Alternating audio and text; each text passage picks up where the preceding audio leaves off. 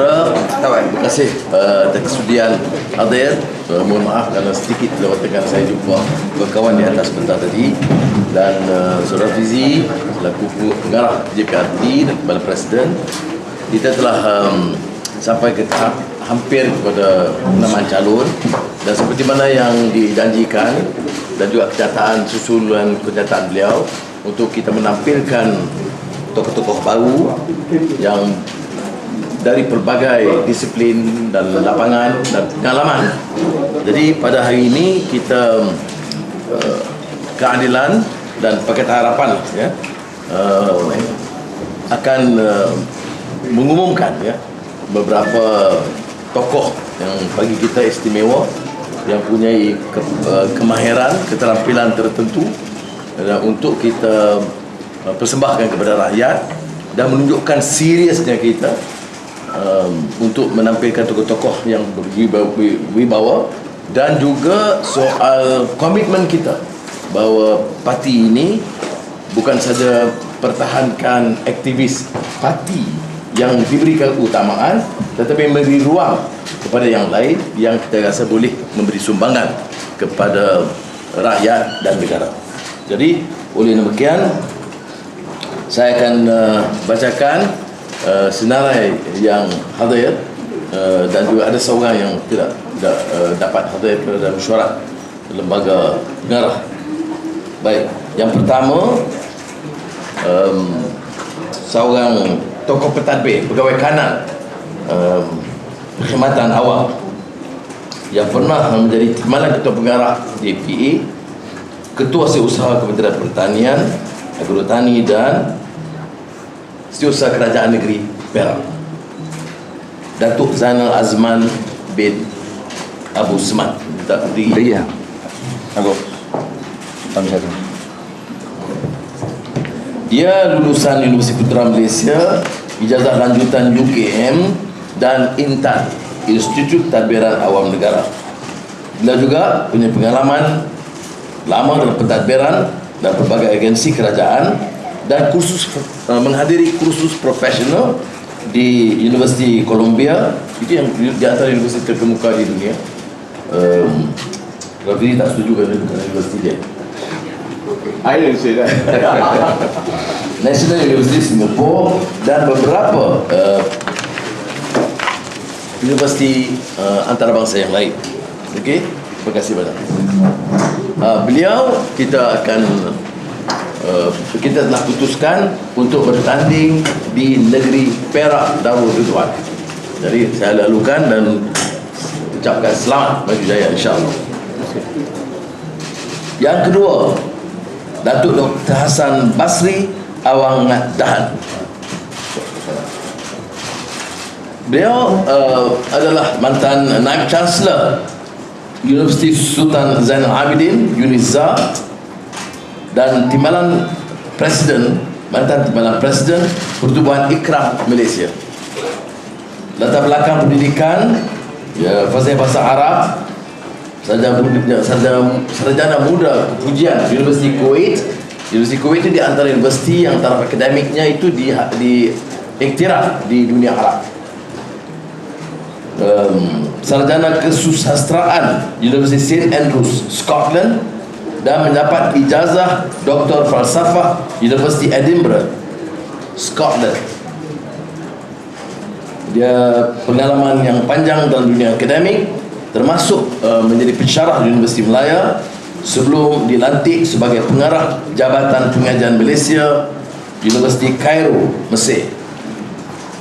Beliau berkhidmat sebagai profesor di Fakulti Bahasa dan Komunikasi Universiti Pendidikan Sultan Idris, UPSI, Tanjung Malim. Seterusnya dilantik sebagai timbalan Naib Chancellor Hayat Bawah Pelajar Universiti Sains Malaysia, Universiti Sains Islam Malaysia, USIM. Yang terakhir ialah Naib Chancellor Universiti Sultan Zainal Abidin UNIZA Terengganu. Beliau akan bertanding di negeri Pahang. Satu tokoh wanita mempunyai kelayakan dan yang kita persembahkan untuk dipilih oleh rakyat insya-Allah ialah Dr. Nuaisyah Maidin binti Haji Abdul Aziz. Ya. Bidang kemahiran dia ini memang jauh daripada keupayaan saya untuk memahami. Ini specialization yang sangat istimewa. Beliau sekarang pensyarah kanan di Jabatan Parasitologi, Parasite, Fakulti Perubatan Universiti Malaya, tokoh profesional berkelainan upaya yang menjadi aktivis pesakit-pesakit spina bifida. Betul tak? Spina bifida. Spina bifida ialah sejenis kecanggaan tip saraf. Jadi maka otak atau spinal cord tidak akan terbentuk dengan sempurna. Ya. Itu dalam satu ayat dia boleh bagi kuliah subjek dia. Beliau yang mengidap spina bifida sejak kecil mendapat ijazah sarjana muda sains dari UKM. Kemudian lulus sarjana dalam bidang genetik. Dr. Nuaisyah melanjut pelajaran di University of London di peringkat Doktor Falsafah dalam bidang bioteknologi perubatan, pengkhususan developmental neurobiology. Ini kalau pahaman saya di Malaysia ini tak ramai yang kita dalam khususan itu. Kehadiran beliau di pentas politik pilihan raya menjadi lambang iltizam keadilan untuk mengangkat sumbangan golongan kelainan upaya dan wanita dalam masyarakat. Beliau insya-Allah akan bertanding di wilayah persekutuan. Berikutnya ialah Al-Fadhil, ustaz yang sangat dihormati dari keluarga yang ulama yang sangat dihormati. Saya ingat mungkin dalam zaman ini tidak ramai yang boleh saingi pengaruh dan kasih rakyat kepada Tuan Guru Haji Nik Abdul Aziz. Dan tokoh yang berkenaan ialah Ustaz Nik Umar Nik Abdul Aziz. Ustaz memang betul.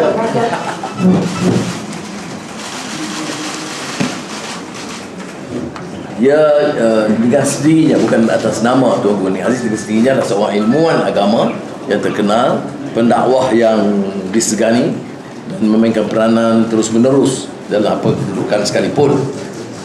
Beliau tentunya difahami anak mantan Mursyidul Am PAS dan Menteri Besar Tuan Guru Haji Nik Abdul Aziz Nikmat, dan pernah bertugas sebagai Yang di-Pertua Yayasan Dakwah Islamiah Malaysia. Fadil Ustaz Nik Umar adalah lulusan Universiti Al-Azhar Mesir dalam bidang usuluddin hadis. Seterusnya beliau melanjutkan pendidikan di peringkat sarjana di Universiti Yarmouk. Universiti Yarmouk ni Jordan, Urdun, dalam bidang syariah. Beliau kini adalah calon doktor falsafah di Universiti Patani, Thailand. Fadil Ustaz Nik Umar akan bertanding di negeri Perak Darul Ridwan. Berikutnya lah Saiful Yazan Yusof. Seperti yang saya sebut tadi, Saiful tidak dapat hadir kerana sekarang masih ada mesyuarat lembaga pengarah. Beliau bekas ketua pengarah eksekutif Lembaga Zakat Selangor. Beliau adalah pengurusan kanan UEM Adgenta Berhad sebagai country head Saudi Arabia. Beliau mempunyai pengalaman yang luas dalam bidang korporat selama 30 tahun, termasuk Head of Asset and Facilities Management Bin Laden Group Al-Ba. Ini bukan Bin Laden Usama, ini Usama Bin Laden Group. Ini sebelum dijadikan bahan oleh UMNO dan Bersatu. Head of Planning and Development Selcom Axiata Berhad, dan pernah bertugas sebagai eksekutif di Petronas. Beliau mempunyai ijazah sarjana muda kejuruteraan elektrikal dan elektronik dari Universiti Teknologi Malaysia. Saiful Yazan Yusof akan bertanding insya-Allah di negeri Selangor Darul Ihsan. Perak saja sekarang. Dia dapat banyak pihak. Baik, kita juga menampilkan tokoh muda yang telah berjaya memimpin pergerakan belia dan juga menceburi kegiatan di peringkat nasional dan antarabangsa. Julfitri Johar. Dia mantan Presiden Majlis Belia Malaysia. Pengalaman belia Malaysia itu penting kerana badan-badan belia Islam, Buddhis, Hindu, Kristian bersama dalam satu rangkaian, dan interaction itu penting dalam perjuangan politik beliau. Beliau kelulusan ijazah sarjana dari University of Durham, United Kingdom, aktif dalam pertubuhan bukan kerajaan sejak 2 dekad yang lalu. Selain penglibatan dalam Majlis Belia Malaysia, beliau juga merupakan mantan naib Presiden ABIM dan ahli lembaga Commonwealth Alliance of Youth Work Association. Beliau juga berperanan sebagai perunding pendidikan. InsyaAllah Jufri akan bertanding di Negeri Sembilan Darul Khusus.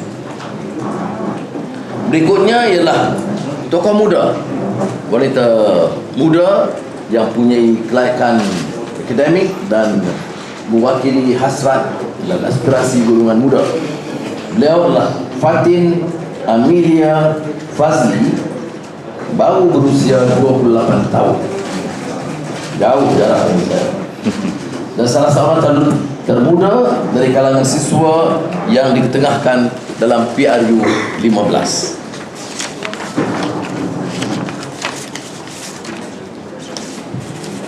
Beliau kini adalah calon Doktor Falsafah Universiti Malaya. Bidang kajian beliau adalah rangka pentadbiran berkenaan isu-isu pendatang tanpa izin di Sabah. Jadi sebaiknya bertanding di Sabah, tapi oleh kerana perbincangan dengan saudara Rafizi, maka elok di Semenanjung saja. Fatin mendapat ijazah ekonomi dari Universiti Malaysia Sabah sebelum melanjutkan pelajaran di peringkat sarjana ekonomi di Universiti Malaya. Fatin akan bertanding di utara negeri Perlis. Okey. Mana Fatin? Oh, Fatin berdiri tadi kan? Baik. Kalau ada Rafizi, ada soalan please?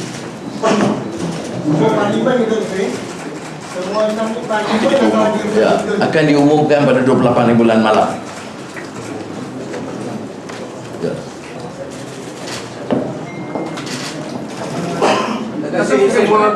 Satu. Ya, ini saya umum hari ini memang kota keadilan. Ya. Boleh tanya yang sebab MP Chan Ming Sai Al-Ustaz tidak diberi dendam lagi.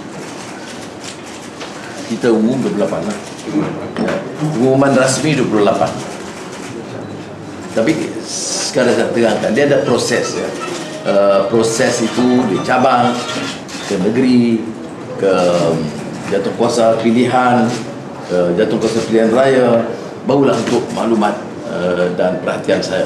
Jadi proses itu untuk semua calon ini, termasuk yang kita umumkan hari ini, memang dihormati.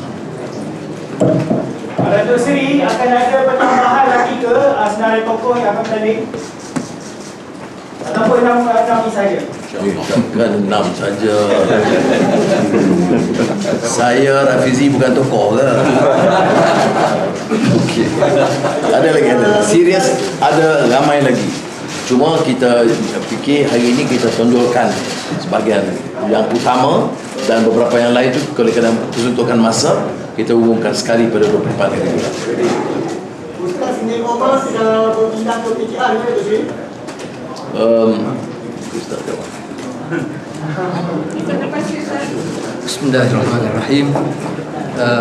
Pepatah Arab ada sebut kullu turuq tuaddi ila Makkah. Semua jalan-jalan menuju ke Mekah. Masya-Allah. Jadi ada yang jalan darat, ada yang jalan laut, ada pun udara. Yang pentingnya kita dalam satu Pakatan Harapan. keberadaan UMNO di sini untuk komitmen tentang konsisten kita untuk bawa kerajaan yang berpaksi pada keadilan, insya-Allah.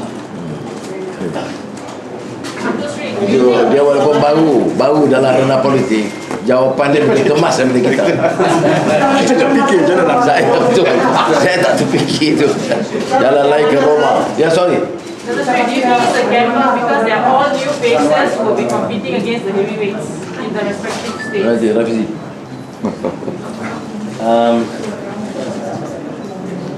We base mic ni jalan ke? Hello. Hello. Tu boleh tak? Okay.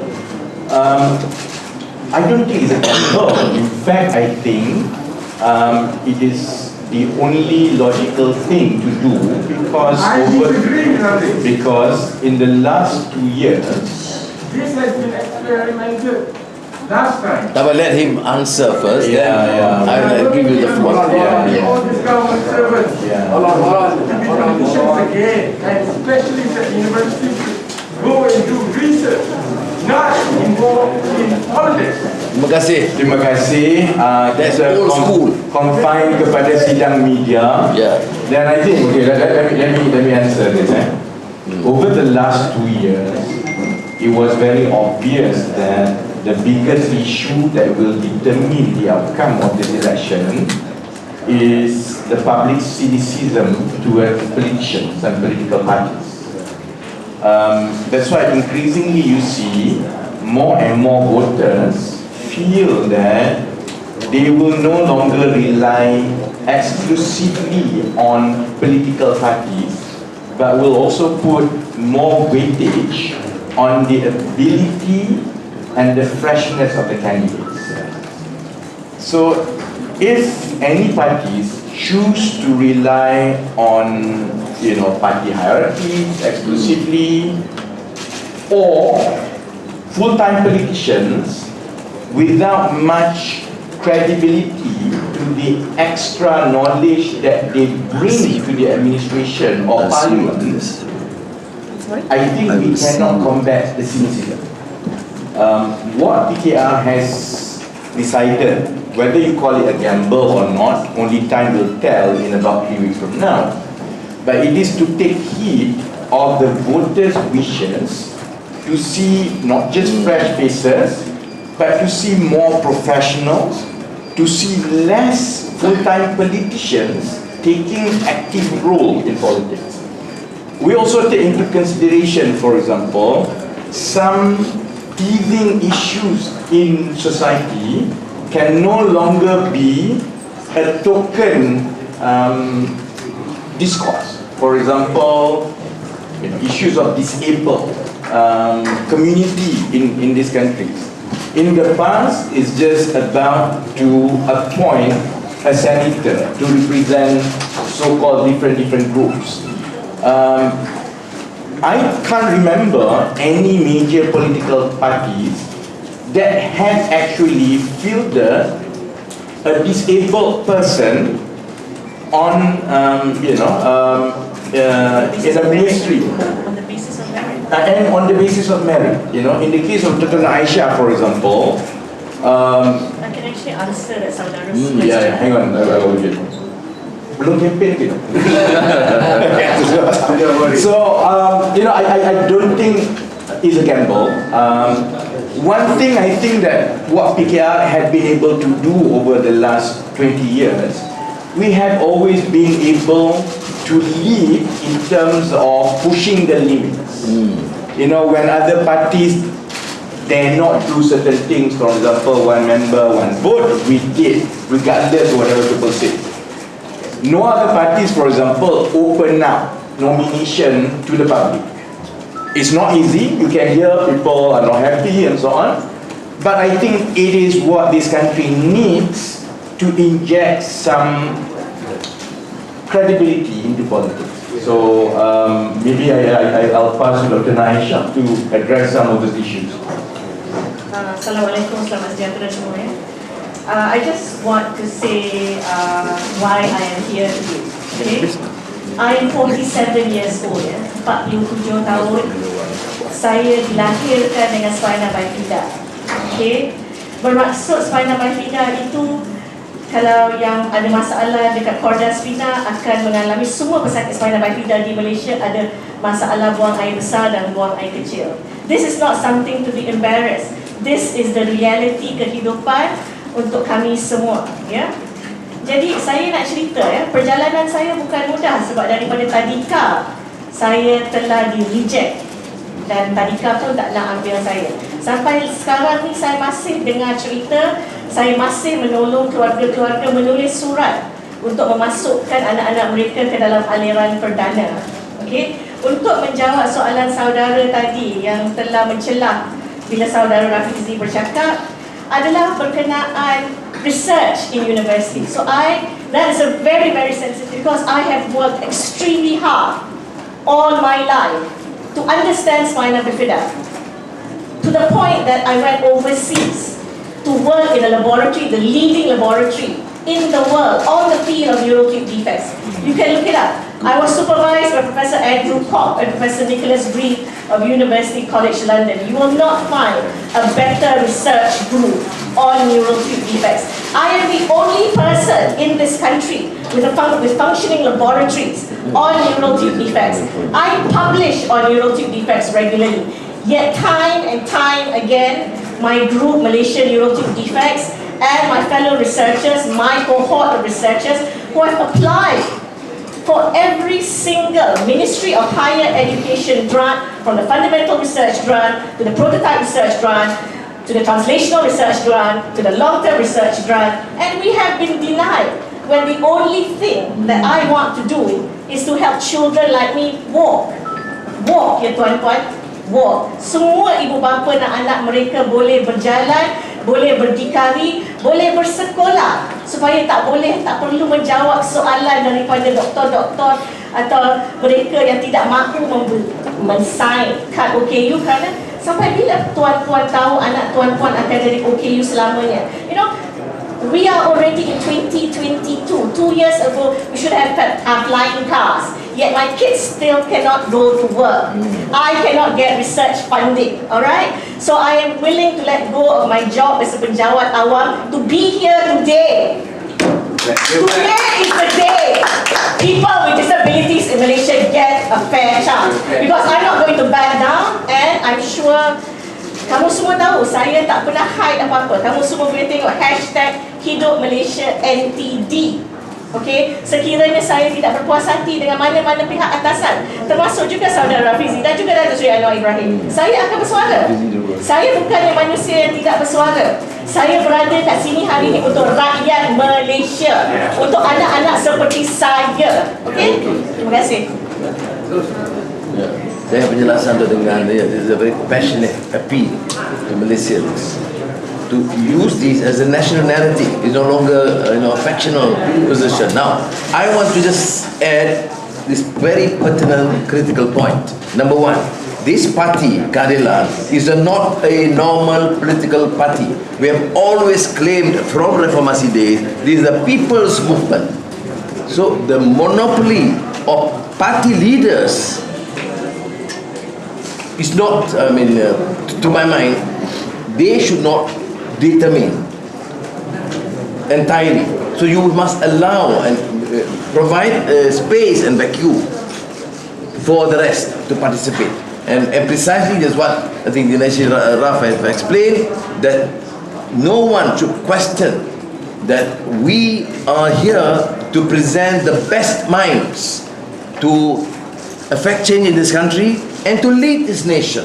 And if it means party leaders, yes. If it means other personalities, so be it. What is more important is the future of this nation, because we want to change the political landscape in this country. Arigatou gozaimasu.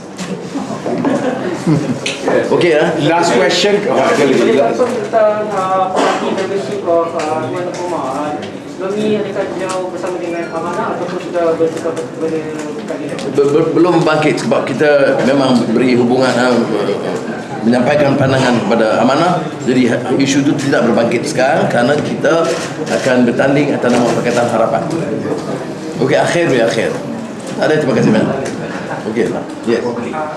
Is ID card in Madam Mokhtar considered? They didn't apply. They didn't apply. We open up for everyone sebenarnya. Not even kalau bukan member parti pun kita buka. Ambiga didn't apply. Wonta, I don't know, but they didn't apply either. Jadi I think that question is out of scope. Okay, so we try our best to invite as many people as possible, and to be fair, I think it was a good start. At least you see hari ini we have a lot of fresh faces yang kalau ditinggalkan semata-mata kepada proses partisan dalam parti, mungkin mereka tidak akan dapat tampil ke hadapan. Jadi kalau yang nama lain mungkin ada pilihan raya. Lepas ni kita ada banyak pilihan raya. Setiap 6 bulan kita ada pilihan raya. Website boleh apply sekali. Datuk Seri Anwar pun apply juga.